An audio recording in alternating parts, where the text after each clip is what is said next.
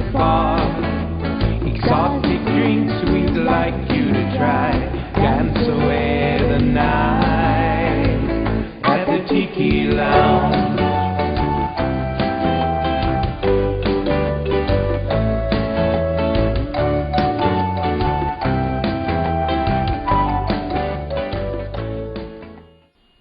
Welcome to Tiki Lounge. I'm Merrell Fankhauser, and on this show we're doing a special tribute to Ed Cassidy and Randy, California of the group Spirit. And Cass, you're right here, right now. Real live. I am live, aren't you? Yeah. I think I'm live. In living color. You know what? I remember 15 years ago we did our first television interview together.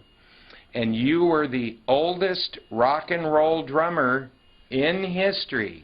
Still in junior high. At that time. Yeah. And so I've got to ask you the same question again that I asked you 15 years ago. Whoa. How does it feel? How does it feel? Yeah. Groovy, man. You're still happening, and oh yeah. We even did a session together about 8 or 9 months ago. Yep. Yes, and those days keep coming. That's great. Yep. And, you know, some of the facts going back now into the 60s when you and Randy, California, formed Spirit, a lot of people don't know, before you were called Spirit for quite a few months or so, you were called the Red Roosters, right? That's right, the Red Roosters. Yeah, that's what we were called then.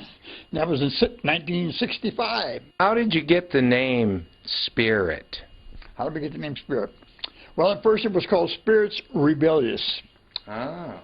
And then we all thought that was a little bit too pretentious, and so we just cut it down to Spirit. And it sounded cool, you know. And in the 60s, you know, all things sounds cool. Yeah, it's happening, man. Yeah. And so, you know, we kept it that way, and it seemed to catch on because everybody liked that name. And I still like it because it fits in with my whole philosophy nowadays, you know, which is the heart and higher consciousness and everything. So that was good timing. Of course. And Spirit had a good run from 1965 to 97 when we lost Randy, when he drowned and disappeared in Hawaii. And yep. That was a big loss, I know, to you, and I felt it too because I was kind of working with both of you guys around that time, and yep. and all of the fans, you know, it was really a big loss. Oh yeah, it was amazing. You know, people just, some of them were just in tears when they'd call, you know. Oh yeah. And they couldn't believe it, you know, that Randy was lost. And of course, I would tell them, I say, well, he left a great legacy because during that point in time when he was lost while saving his son. Right. And getting him on a wave, and then was lost himself. So he left the legacy of his music and his son. Yeah. And I'm so glad that J.K.'s World Records in Germany now has released the Stolen Guitar Blues CD that we did that is a tribute to Randy, California. Yeah. Me right now, the vocalist and lead guitarist from Spirit, Randy, California. Hey, Randy. How you doing, Merrell? Good to see you here this morning. Now, I have to ask you a question. I've heard stories about how you got your last name. Can you tell us a little bit about that? Sure. In 1966, my family and I moved out to New York, and one day I was in Manny's Music in New York City, and in the back of the music store I saw a tall gentleman playing a guitar. I walked up to him and said, well, can I borrow that guitar? I want to show you some of my licks. I played him some of my licks, and he said, that's great. We looked at each other, and he invited me to play with him that night in the Village at the Cafe Wah. Well, that gentleman turned out to be Jimi Hendrix.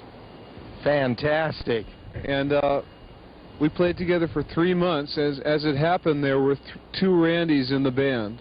Randy from Texas was the drummer, and Randy from California was the second guitar player, so they used to call us Randy California and Randy Texas, and the name stuck. Amazing. That's just totally amazing. That's exactly the way I heard the story. And then you almost went to England with him, but you were too young at the time and your parents were afraid to let you go? Well, I think you talked to Ed Cassidy. He was my stepfather. And being only 15 years old, they said, hey, you can't leave town, leave the country.